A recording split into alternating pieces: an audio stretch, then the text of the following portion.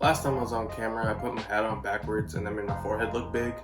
Yeah, I'm not doing that again. When the pandemic of 2020 hit, everyone started picking up new hobbies. For some people it was cooking, others it was learning a new instrument. For me, it was an unhealthy amount of Animal Crossing New Horizons.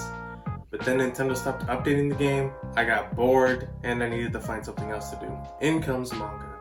From Dragon Ball Super to Nagatoro, from the shit posted in r/manga, I was reading as much as I could, and it's been digging a really big hole into my wallet. So today I'm bringing you 5 Shonen Jump titles I think you should give a shot. My only rules for the list is that I'm avoiding manga with pre-existing anime or up-and-coming anime. Also, I'm excluding Spy Family just because 1, it's already stupidly popular, and 2, there's been leaks about it getting an anime adaptation, so I'm just gonna avoid it. You should still give it a read though, it's good stuff. In a world where magic is the norm and non-magic human beings are almost non-existent, enter Mash Burn Dead, the only non-magical human who, in order to protect his father, goes to Eastern Magic Academy and hopes to rise to the top. Oh, and he's like stupid strong. Time to make the comparison that everyone makes. It's like One Punch Man meets Harry Potter. And while I wish there was a better comparison, I really can't think of any other one. Although, full disclosure, I've never watched nor read Harry Potter, so my only real Harry Potter experience is watching the second Fantastic Beasts movie, and I thought that was bad. In order to protect himself from a world where non-magical human beings aren't a thing, Mash exercises regularly, and because of his immense amount of strength, the dude literally just punches magic. And while I don't think Mashle is the best shonen out there, it's really nice to have something that can just kind of scratch that itch when we're waiting for new One Punch Man chapters. Also, Mash suplexed the girl in the name of equality. Respect. Imagine if Mike Tyson, a man in his prime who could easily kill someone with his bare hands, went to a 7-Eleven, saw a cute cashier, and then retired on the spot. That's the premise of Sakamoto Days. Taro Sakamoto, the world's greatest assassin, left the assassin world behind because his wife is cute. Nowadays, he runs a convenience store with his family until the assassin world came back ready to take him out. Sakamoto runs into his old partner Shin, they meet Lu, then they meet the colorful cast of the assassin world. I really enjoy Sakamoto Days. From the art style, to the humor, to the character design. My man's got J's on though. You can tell that the author really loves working on this manga. And you know what? Shout out to Sakamoto, he be repping us big boys. Side note, I was gonna make a joke that the character boiled. Oh, he's just like me for real. Then they revealed the official colors and I don't have a purple beanie or a green Hawaiian shirt. So let's just pretend that this is accurate. So there goes that fucking joke. You know what I think of when I hear Shonen Jump? Big, strong men screaming at each other until their shirts come off. There's nothing gay about this. Nothing at all. This is heterosexual as fuck. You know what I don't think of when I hear Shonen Jump? A slow burning high school romance. Blue Box follows Taki Inumata, a freshman badminton player who has a crush on his senpai Shinatsu Kano, the girls' basketball team's star player. Both players want to go to the nationals of their respective sport, and they both get closer in the process. From what we've seen so far, this isn't a sports manga with romance elements. It's honestly the opposite. It's a fun manga with great characters and great side characters to boot, and it's a breath of fresh air from the usual type of shonen that we get. I'm really excited to see where the story goes. By the way, it's called Blue Box because the gym they work out in is a box-shaped blue building.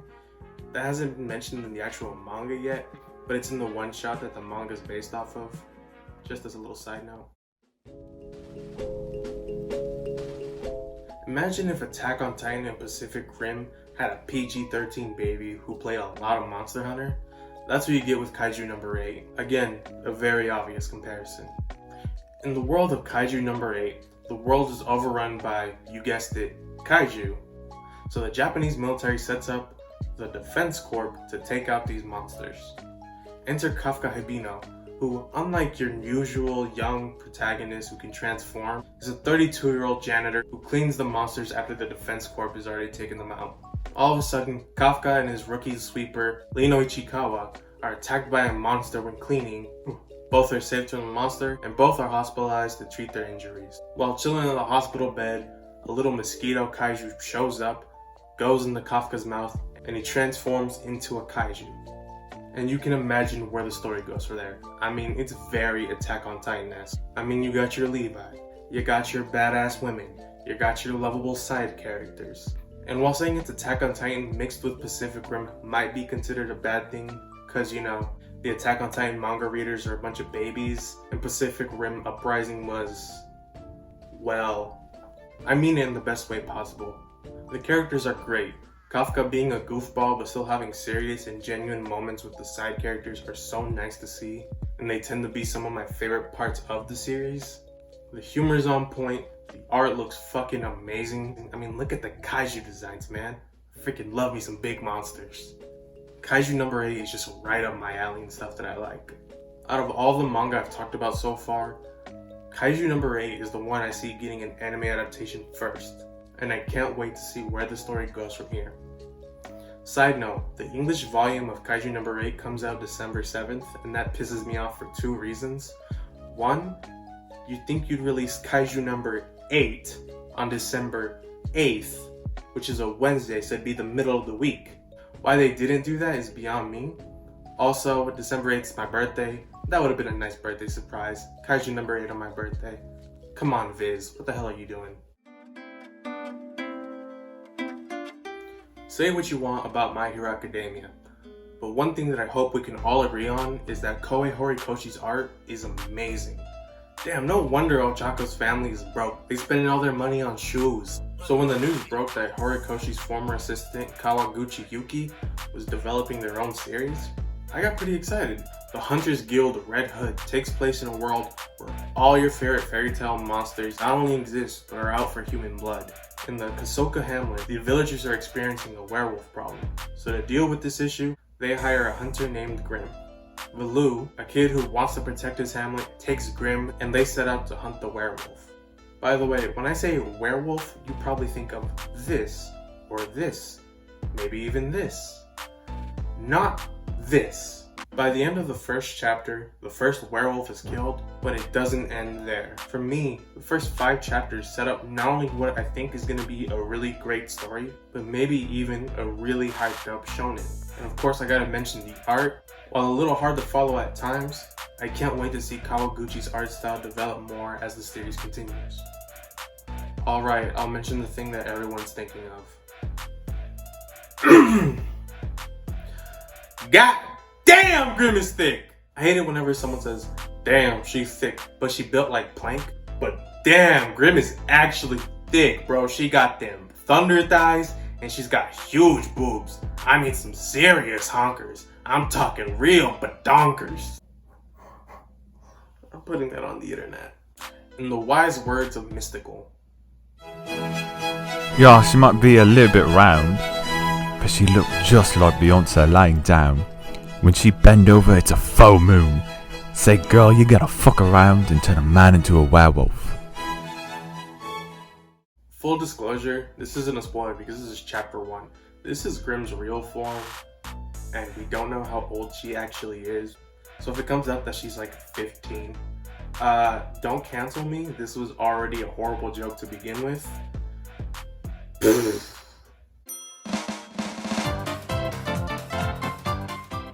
From the mind of Tokyo Ghoul comes Choujin X. Truth be told, with the scattered release of chapters and the honest to god hard to follow second chapter, it's got an interesting start and I'm very interested to see where it goes. While I haven't read Tokyo Ghoul yet, I've heard nothing but great things about the manga, so I'm just gonna hop onto the Choujin X train before it shifts into maximum overdrive and it's like 500 chapters deep. Neru, Way of the Martial Artist, follows the titular Neru, who's a self-taught martial artist who teaches himself through a guidebook left behind from his grandpa. He then meets Akebi, who takes him to a martial arts school, and that's about where the story's gonna pick up. This is another case of me wondering where the story's gonna go and how it's gonna develop, but 2 things really caught my attention about this story. One, it's martial arts oriented. I'm hoping we just get some actual martial arts instead of all the fucking beam shit that we're used to. And 2, the art style is fantastic. It just gives me those 80s vibes of like Fist of the North Star or early JoJo, and I really can't wait to see more. Well, that about does it for my Shonen Jump video. I'm looking forward to seeing all these stories develop and see where they go and what stories they gotta tell. And hey, if you got any manga recommendations, be sure to leave a comment below and I might check them out. Peace. That was shit.